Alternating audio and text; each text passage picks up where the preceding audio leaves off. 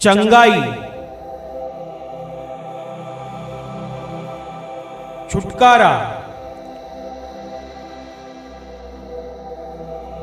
पाप क्षमा, आनंद, शांति, अनंत जीवन। यह है ऐलान मसीह के क्रूस का। वह क्रूस जो गए 2000 वर्ष से पापी और कमजोर इंसान के लिए सामर्थ बन चुका है। परमेश्वर का पुत्र यीशु मसीह इंसान बनकर 2000 साल पहले धरती पर आया और पापियों की मुक्ति के लिए क्रूस पर बलिदान किया और स्वर्ग के आशीषों को हम पापियों के लिए धरती पर लाया। इसलिए बाइबल कहती है कि परमेश्वर ने जगत से इतना प्रेम रखा कि उसने अपना इकलौता पुत्र दे दिया, ताकि जो कोई उस पर विश्वास करे वह नष्ट ना हो परंतु अनंत जीवन पाए।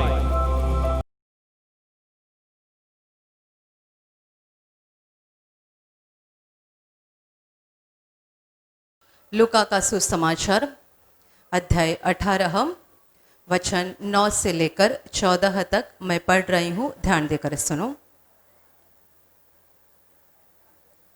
उसने उनसे जो अपने ऊपर भरोसा रखते थे कि हम धर्मी हैं और दूसरों को तुच्छ जानते थे, यह दृष्टांत कहा। 2 मनुष्य मंदिर में प्रार्थना करने के लिए गए। एक फरीसी था और दूसरा चुंगी लेने वाला।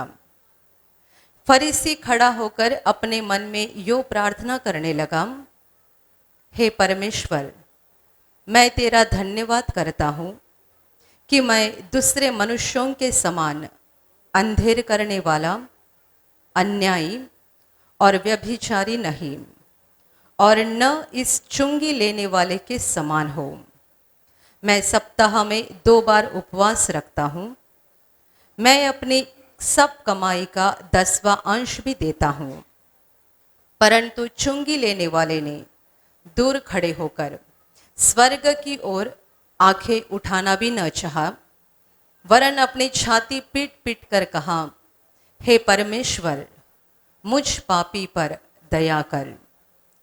मैं तुमसे कहता हूँ कि वह दूसरा नहीं परंतु यही मनुष्य धर्मी ठहराया जाकर अपने घर गया, क्योंकि जो कोई अपने आप को बड़ा बनाएगा वह छोटा किया जाएगा और जो अपने आप को छोटा बनाएगा वह बड़ा किया जाएगा।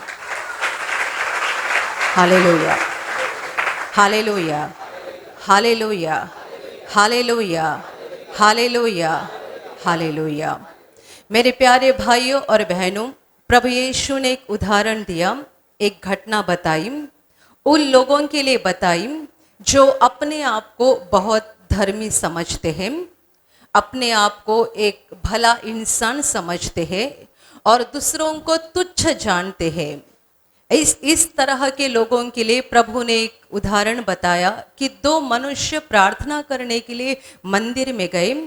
उनमें से एक फरीसी था और दूसरा चुंगी लेने वाला था।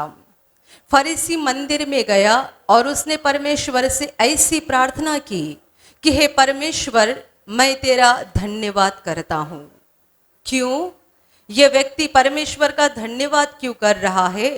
आगे वो वजह बता रहा है कि मैं दूसरे मनुष्यों के समान अंधेर करने वाला, अन्यायी या व्यभिचारी नहीं हूं। दुनिया के लोग अंधेर करने वाले, दूसरों पर अन्याय करने वाले और व्यभिचारी है, पर मैं वैसा नहीं हूं, इसलिए मैं तुझे धन्यवाद करता हूं। मैं सप्ताह में 2 बार उपवास करता हूं। मैं मेरी सारी कमाई का 10वां अंश भी तुझे दान देता हूं। ऐसा ये फरीसी परमेश्वर को बता रहा था। जब इसकी परमेश्वर के साथ ऐसी प्रार्थना चल रही थी, तभी दूसरा मनुष्य भी परमेश्वर से प्रार्थना कर रहा था, पर वो मंदिर में पीछे खड़ा था और वो अपने आप को इतना पापी समझ रहा था, अपने आप को इतना अधर्मी समझ रहा था कि वो सोच रहा था कि मैं अपनी आंखें उठाकर स्वर्ग की ओर, आसमान की तरफ, परमेश्वर की तरफ देखने के लायक भी नहीं हूं। वो अपनी आंखों को जमीन की तरफ झुकाकर रो रो कर, छाती पीट पीट कर ये बोल रहा था, हे परमेश्वर मुझ पापी पर दया कर। Hallelujah, hallelujah. और प्रभु आगे कहता है कि वह दूसरा नहीं पर यह मनुष्य जो अपनी छाती पीटकर रोकर बोल रहा था कि हे परमेश्वर मुझ पापी पर दया कर, यह मनुष्य धर्मी ठहराकर अपने घर चला गया, क्योंकि जो अपने आप को बड़ा बनाएगा वह छोटा किया जाएगा, और जो अपने आप को छोटा बनाएगा उसे बड़ा किया जाएगा।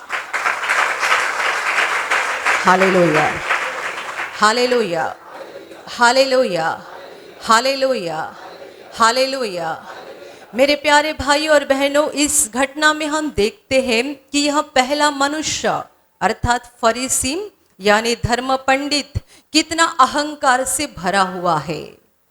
बहुत सारे लोग इंसान के सामने भी अहंकारी होते हैं, और जब भी वो परमेश्वर के सामने होते हैं तभी भी उनका अहंकार खत्म नहीं होता है।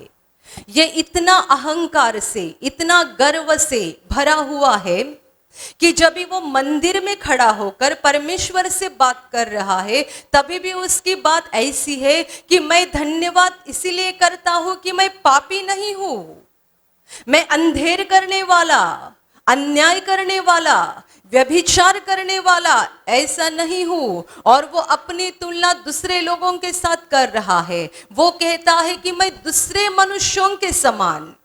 इसका मतलब बहुत लोग पापी है, मैं उनमें का नहीं हूं। दूसरे लोग व्यभिचारी है, दूसरे लोग अन्याय करने वाले हैं, दूसरे लोग अधर्म करने वाले हैं, मैं उनमें का नहीं हूं। वो पापी है, मैं पापी नहीं हूं। और आगे जाकर वो ये भी बोल रहा है कि वो उपवास कितना करता है, वो दान धर्म कितना करता है। किसे बता रहा है? परमेश्वर को। यदि ये मनुष्य परमेश्वर के सामने इतनी अहंकार से बात करता है तो लोगों के सामने कितना बड़ा अहंकार दिखाता होगा। मंदिर में आकर जब भी वो प्रार्थना कर रहा है तभी भी उसके दिल में यदि नम्रता नहीं है और इतने अहंकार से भरी हुई बात वो कर रहा है, इसका मतलब उसका पूरा दिल अहंकार से भरा है। वो लोगों के सामने कितना अहंकारी नजर आता होगा। मंदिर में खड़ा होकर वह ऐसी बात कर रहा है और दूसरा मनुष्य बोल रहा है कि हे परमेश्वर मुझ पापी पर दया कर। वो केवल अपने मुंह से बोल नहीं रहा है, बल्कि यीशु कहता है वो छाती पीट पीट कर यानी रो रो कर बोल रहा है। यानी ये जो उसके शब्द है, हे परमेश्वर मुझ पापी पर दया कर, ये बस उसके होठों से निकलने वाले शब्द नहीं है, बल्कि उसके दिल के गहराई से आने वाले शब्द है। दिल की गहराई से वो बोल रहा है कि मैं पापी हूं।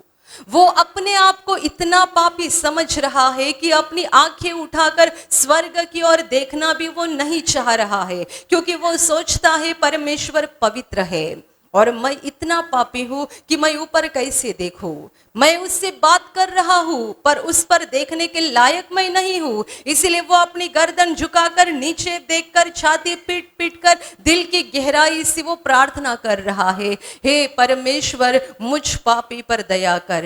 एक ही मंदिर में दो इंसान प्रार्थना कर रहे हैं। यीशु बता रहा है दो में से किसकी प्रार्थना आसमान में पहुंच गई, किसकी प्रार्थना परमेश्वर को प्यारी लगी, किसकी प्रार्थना का परमेश्वर ने जवाब दे दिया, किस पर परमेश्वर का अनुग्रह हो गया। एक ही मंदिर है, दो जन खड़े हैं। एक आगे खड़ा होकर बड़े अहंकार से बात कर रहा है क्योंकि वो अपने आप को बहुत सज्जन, धर्मी और भला व्यक्ति समझ रहा है और पीछे चुंगी लेने वाला खड़ा है जो दुनिया की नजर में भी पापी है और वो अपनी आत्मा में जानता है मैं पापी हूँ, परमेश्वर के ऊपर देखने की मैं लायक नहीं हूँ, और वो रोकर अपने पापों के लिए पश्चाताप कर रहा है। दो में से किसकी प्रार्थना परमेश्वर ने सुनी? परमेश्वर दोनों की बात सुन रहा है, पर अनुग्रह उस मनुष्य पर हो गया जो रो रहा था और बोल रहा था, दिल की गहराई से बोल रहा था, हे परमेश्वर मुझ पापी पर दया कर। हालेलुया। एक ही मंदिर में दो जन खड़े हैं और अनुग्रह एक पर होता है। यीशु कहता है कि उससे धर्मी ठहराया गया। धर्मी कौन ठहरा सकता है? परमेश्वर।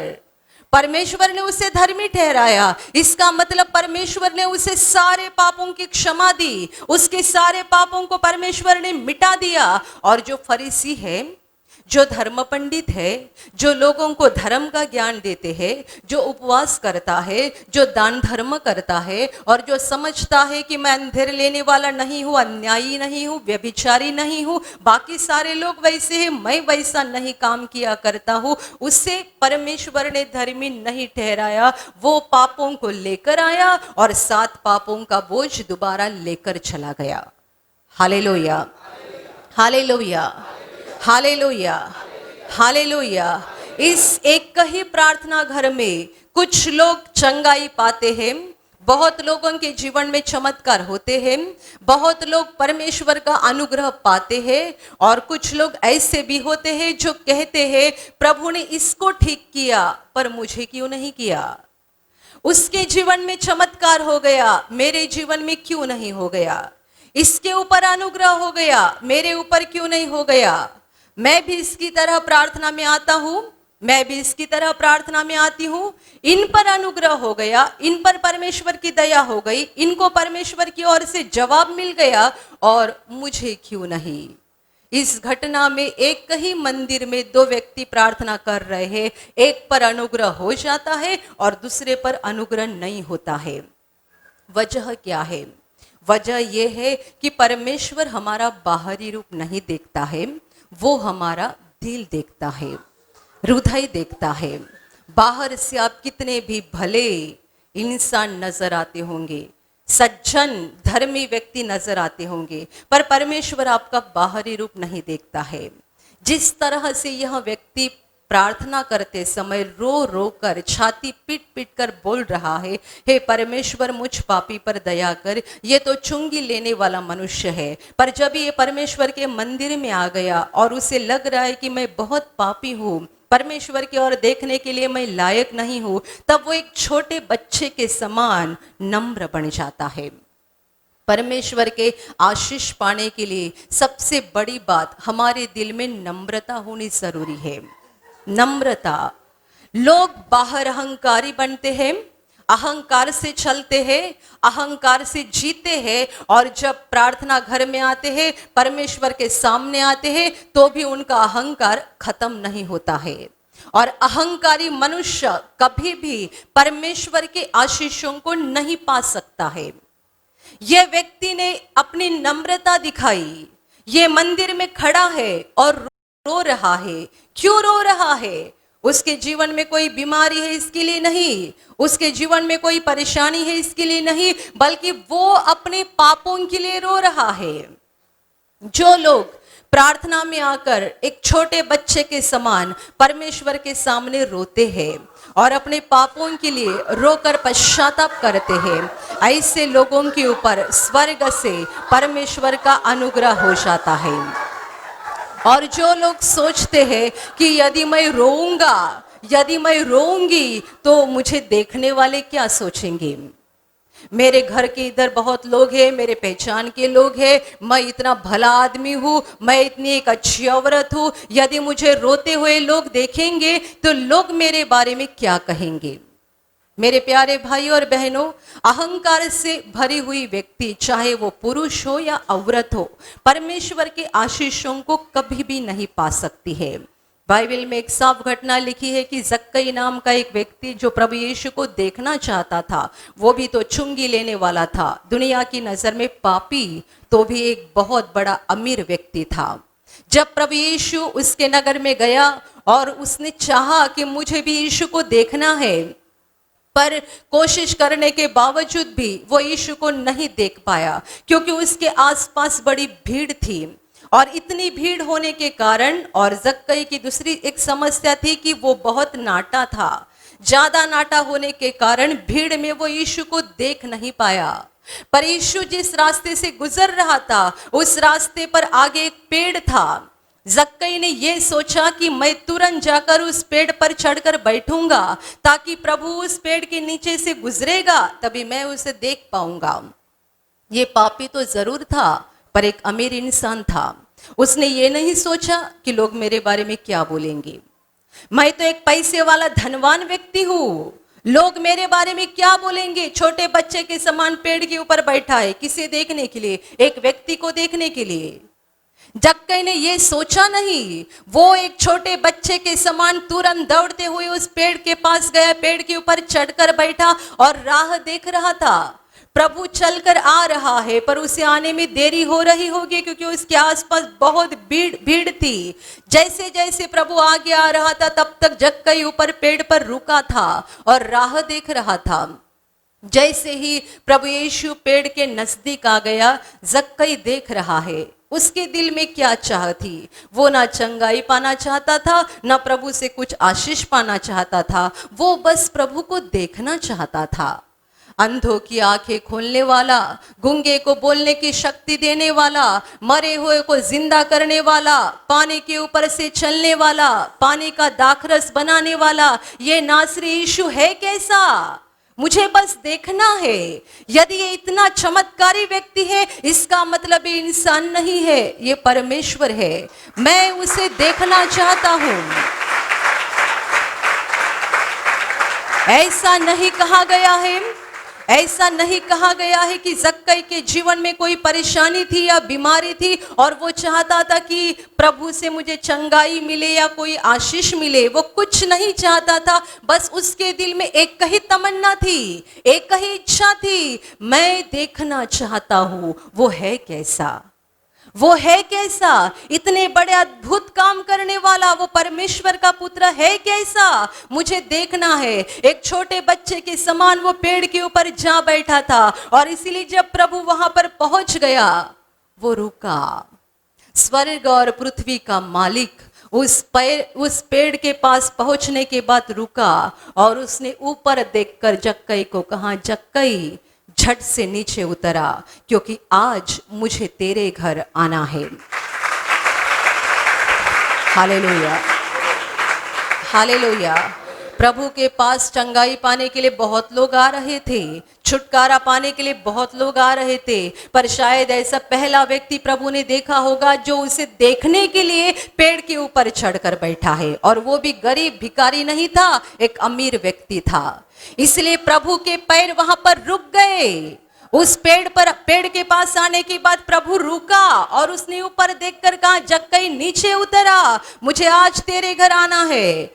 जक्कई कितना खुश हो गया, मैं तो उसे देखने के लिए पेड़ पर बैठा, और इसके आसपास इतनी भीड़ है, उनमें से किसी को वो नहीं बोल रहा है कि मैं तुम्हारे घर आ रहा हूँ, और मैं एक पापी मनुष्य हूँ, लोगों को लूट लूट कर पैसा इकट्ठा किया है और अमीर बन गया हूँ, तो भी ये परमेश्वर का पवित्र पुत्र मेरे लिए रुका है, मुझे समय दे रहा है और मुझे बोल रहा है कि आज मुझे तेरे घर आना है। कितना खुशी से भर गया होगा वो जक्कई। वो झट से नीचे उतर आ गया, वो प्रभु को और उसके साथ जो चेले थे और जो लोग थे, सब उनको अपने घर लेकर गया। कितना खुशी से भरा हुआ था। जब भी जक्कई प्रभु को अपने घर लेकर गया, सारे लोग आपस में कुड़कुड़ाने लगे, ये परमेश्वर का पवित्र पुत्र है और पापी इंसान के घर खाना खाने के लिए जा रहा है। प्रभु जानता था इनके आपस में क्या बातचीत चल रही है। लोग क्या कुड़कुड़ा रहे हैं प्रभु जानता था, पर वो शांत था। जक्कई भी सुन रहा था लोग क्या बोल रहे हैं। मैंने लोगों को लूट कर मैं अमीर बन गया हूं, और अभी लोग मेरे बारे में क्या बोल रहे हैं कि ये तो पापी मनुष्य है, और ये परमेश्वर का पुत्र पापी इंसान के घर खाना खाने के लिए क्यों गया है। जक्कई ने लोगों का कुड़कुड़ाना सुना, और बाइबल कहती है वो खड़ा होकर उसने प्रभु से कहा, प्रभु जी देखो, मैं मेरी आधी संपत्ति कंगालों को बांट देता हूँ, और जिनको मैंने लुटाया है, फंसाया है, जिनका मैंने अन्याय करके ले लिया है, उनको मैं 6 गुना फेर दे देता हूँ। हालेलुया। और तब प्रभु यीशु ने कहा, आज इस घराने का उद्धार हो चुका है। Hallelujah, hallelujah, hallelujah, hallelujah. मेरे प्यारे भाई और बहनों, समझ लो, जान लो कि परमेश्वर आपसे क्या चाहता है और वो क्या देखना चाहता है। आप बहुत पढ़े लिखे हो सकते हैं, आप बहुत अमीर हो सकते हैं, आप बहुत प्रतिष्ठित हो सकते हैं, दुनिया में, समाज में आपको बहुत मान सम्मान हो सकता है, पर ये मत भूलो, जब आप परमेश्वर के सामने आते हैं, आपको एक छोटा बच्चा बनना है। छोटा बच्चा। इसलिए प्रभु यीशु ने खुद कहा कि मैं तुमसे सच कहता हूं, यदि कोई इस छोटे बच्चे के समान अपने आप को नम्र ना बनाए, छोटा ना बनाए, तो वह स्वर्ग के राज्य में कभी प्रवेश करने नहीं पाएगा। दुनिया के सामने आप बड़े हो, पर जब भी परमेश्वर के सामने आते हैं, छोटा बच्चा बन जाओ, छोटा लड़का, छोटी लड़की बन जाओ। जब आप परमेश्वर के सामने छोटे बच्चे के समान बर्ताव करते हैं, परमेश्वर के सामने नम्र बन जाते हैं, तभी परमेश्वर के दिल को बहुत खुशी हो जाती है। प्रार्थना में पढ़े लिखे लोग क्यों नहीं आते हैं? प्रार्थना में अमीर लोग क्यों नहीं आते हैं? आते भी है तो कई बार वो जैसा चाहते हैं वैसा आशीष उनको मिलता नहीं है। अमीर लोग प्रार्थना में आते हैं, पढ़े लिखे लोग प्रार्थना में आते हैं, पर कौन आते हैं? जो अपने आप को परमेश्वर के सामने नम्र बनाने के लिए तैयार होते हैं, छोटे बच्चे के समान बनाने के लिए तैयार होते हैं, ऐसे ही लोग प्रार्थना में आते हैं। और जो लोग अपने आप को परमेश्वर के सामने नम्र बनाने के लिए तैयार नहीं होते हैं, ऐसे लोग प्रार्थना में नहीं पहुंचते हैं। Hallelujah, hallelujah, hallelujah. जब यहाँ से चंगाई की प्रार्थना शुरू होती है, मैं लोगों को कहती हूँ रोकर पश्चाताप करो। जब मैं कहती हूँ रोकर पश्चाताप करो, तो मेरे कहने का मतलब ये नहीं होता है कि आप में जो अनपढ़ लोग हैं वो रो, आप में जो पढ़े लिखे नहीं है या कंगाल गरीब लोग हैं वो रो। नहीं, आप गरीब हो या अमीर हो, आप अनपढ़ हो या पढ़े लिखे हो, आपको समाज में कोई मान सम्मान हो या कोई मान सम्मान नहीं हो, परमेश्वर के सामने हम मिट्टी है। हमें रोना चाहिए, हमें आंसू बहाना चाहिए, हमें पापों का पश्चाताप करना चाहिए, हमें हमारी नम्रता परमेश्वर को दिखानी चाहिए। बहुत सारे लोग अपने पापों को कबूल तो जरूर करते हैं, मैंने पाप किया है वो जानते भी हैं अंदर से, पर उन्हें अपने पापों के लिए रोना नहीं आता है। कई लोगों को मैंने बोलते हुए सुना है, वो कहते हैं कि हम पश्चाताप बहुत करना चाहते हैं, पर हमें पापों के लिए रोना नहीं आता है। यदि आप पापों के लिए नहीं रो सकते हैं, इसका मतलब आपका दिल पत्थर बन चुका है। आप 25 साल के हो या 50 साल के हो या 80 साल के हो, परमेश्वर के लिए आप एक छोटा बच्चा है। आप 80 साल के बुजुर्ग हो गए, पर परमेश्वर के सामने आप एक छोटा लड़का है, आप एक छोटी लड़की है। जब आप परमेश्वर के सामने आते हो, तब आपको भूलना चाहिए कि मैं कितना पढ़ा लिखा हूँ, मैं कितना अमीर हूँ, मैं कितने बड़े घराने से आया हूँ, मैं कितना समाज में बड़ा हूँ, लोग मेरे बारे में क्या सोचते हैं, लोग मेरे ऊपर क्या नजर से देखते हैं, मेरी उम्र कितनी बड़ी है, ये सब भूलना है और परमेश्वर के सामने छोटा बच्चा बनना है। जो अपने आप को छोटा बनाएगा, उसे परमेश्वर ऊंचा उठाएगा। Hallelujah, hallelujah. प्रभु यीशु कहता है, जो अपने आप को छोटा करेगा वो बड़ा किया जाएगा। कौन बड़ा करेगा? परमेश्वर। हमें अपने आप को बड़ा करने की कोई जरूरत नहीं है। Hallelujah, hallelujah, hallelujah. कोई व्यक्ति को शराब का व्यसन होता है और जब वो शराबी होते हैं दुनिया में उनका जीवन बहुत गंदा होता है, बहुत गंदा। उनके घर वाले, उनके पड़ोसी, उनके रिश्तेदार सब जानते हैं कि ये व्यक्ति का जीवन कितना गंदा है। पर जब भी वह व्यक्ति प्रार्थना में आता है और परमेश्वर के अनुग्रह से उसकी ये शराब की आदत छूट जाती है, ये शराब की आदत छूटने के बाद यह व्यक्ति बड़ा अहंकारी बन जाता है।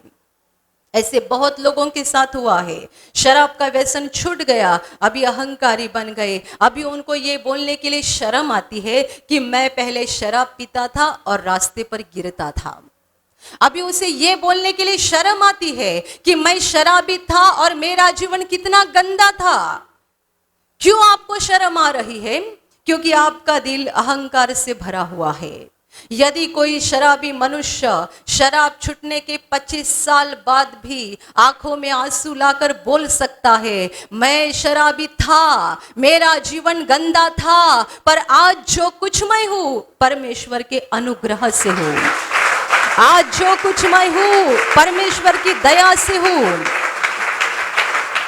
यदि वो आज बोल सकता है, 5 साल के बाद भी बोल सकता है, 10 साल के बाद भी बोल सकता है, इसका मतलब उसका दिल नम्र है। और ऐसा मनुष्य परमेश्वर की आशीष बहुतायत से पाएगा, क्योंकि यीशु खुद बोल रहा है, क्योंकि यीशु खुद बोल रहा है, जो अपने आप को छोटा करेगा उसे बड़ा किया जाएगा।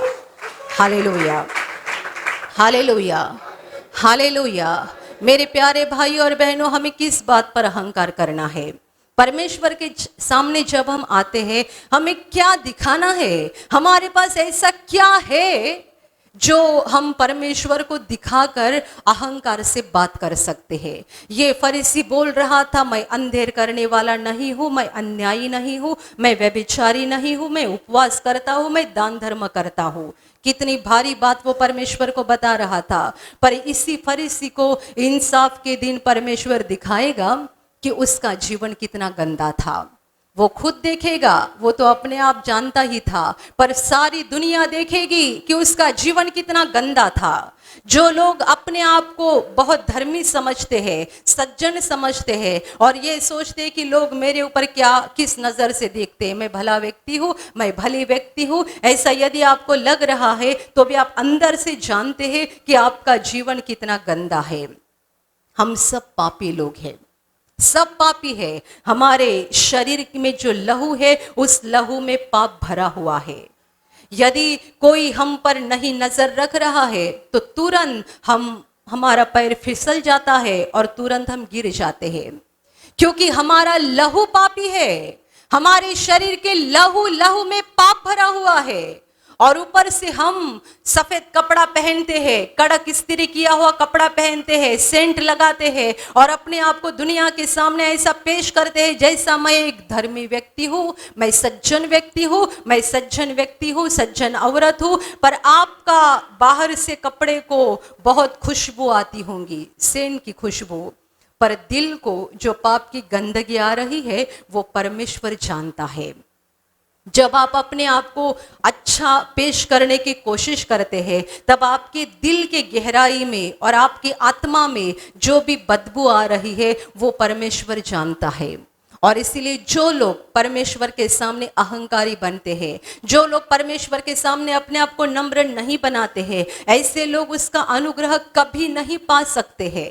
बहुत साल पहले की एक बात है, एक औरत ने केंद्र में गवाही दी थी। वो क्रिश्चियन औरत थी और बहुत पढ़ी लिखी थी। उसने गवाही में ये कहा था कि उसे स्लिप डिस्क की बीमारी थी, कमर की तकलीफ थी और बहुत ज़्यादा तकलीफ होती थी। उसने बहुत सारे इलाज कराए, वो ठीक नहीं हो रही थी और आखिरकार उसे किसी ने केंद्र के बारे में बताया। वो प्रार्थना में आ गई और उसने कहा, मैं बहुत दिनों से प्रार्थना में आ रही थी, पर जब जब यहाँ से प्रार्थना के समय ब्रदर कहते थे कि अपने बीमार हिस्से पर हाथ रखो, तब मैंने कभी अपनी कमर पे हाथ नहीं रखा, मैं हमेशा अपने सीने पे हाथ रखा करती थी।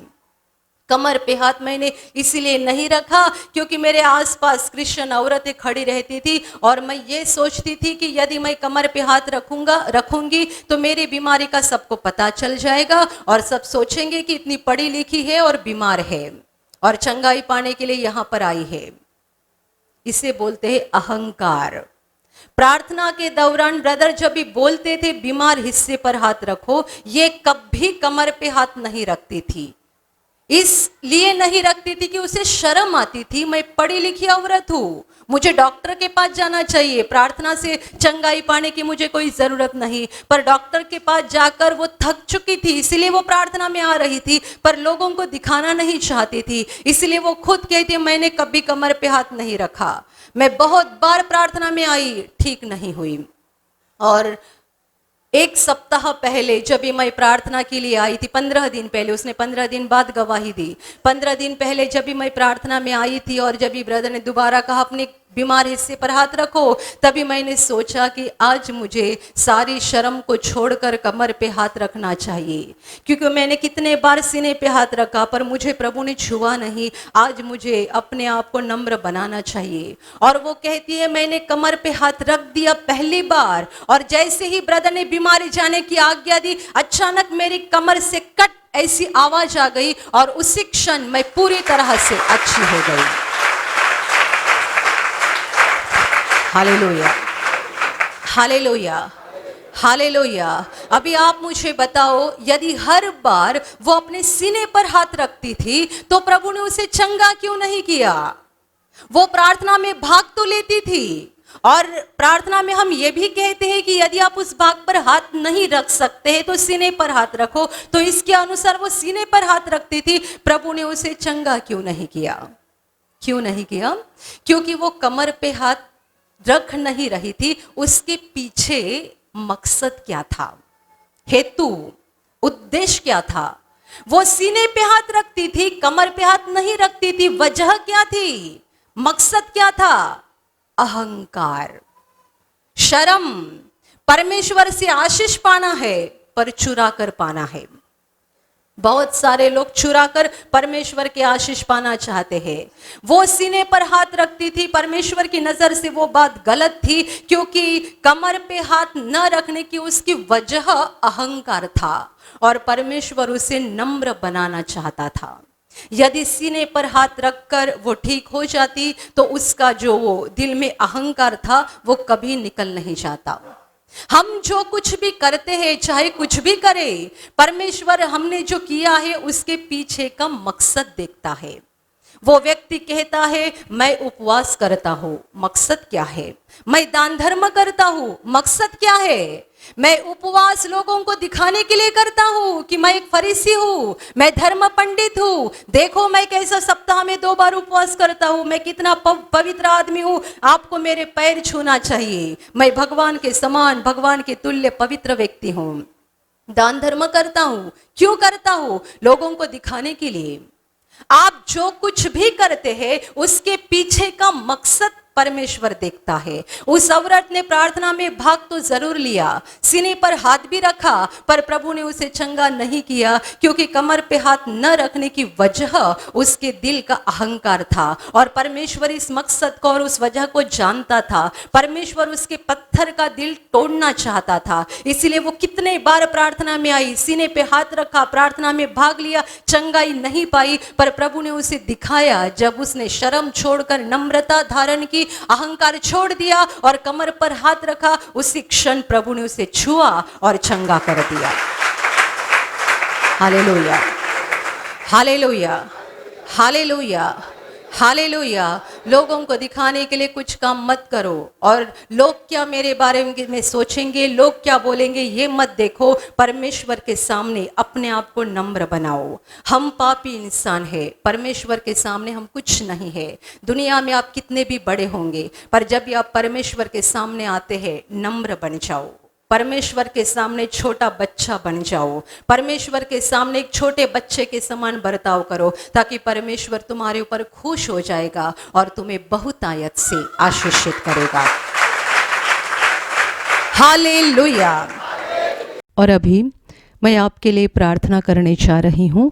आपके शरीर के जिस भाग पर बीमारी है, पूरे विश्वास के साथ वहाँ पर हाथ रखो, और यदि वहाँ हाथ नहीं रख सकते हैं तो अपने सीने पे हाथ रखो। पूरा विश्वास करो कि प्रभु यीशु अभी आपको छूकर ठीक करेगा। प्रभु यीशु अभी आपको छूकर आपके जीवन में अद्भुत काम करेगा। आपके शरीर में से हर बीमारी प्रभु यीशु के पवित्र नाम से इसी क्षण निकल जाए। आपके जीवन का सारा दुख प्रभु यीशु के नाम से इसी क्षण निकल जाए। आपके जीवन में काम करने वाली सारी अंधकार की शक्ति प्रभु यीशु के नाम से आपके जीवन से निकल जाए। सारे शैतान के बंधन आपके जीवन से टूट जाए। हर दुष्टात्मा को प्रभु यीशु के नाम से मैं आज्ञा दे रही हूँ, इसी क्षण इन्हें छोड़कर निकल जाओ और वापस उनमें नहीं आना। आपका जीवन परमेश्वर के आशीषों से भर जाए। स्वर्ग की शांति और स्वर्ग की खुशी पवित्र आत्मा आपके दिल में भर दे। आमीन।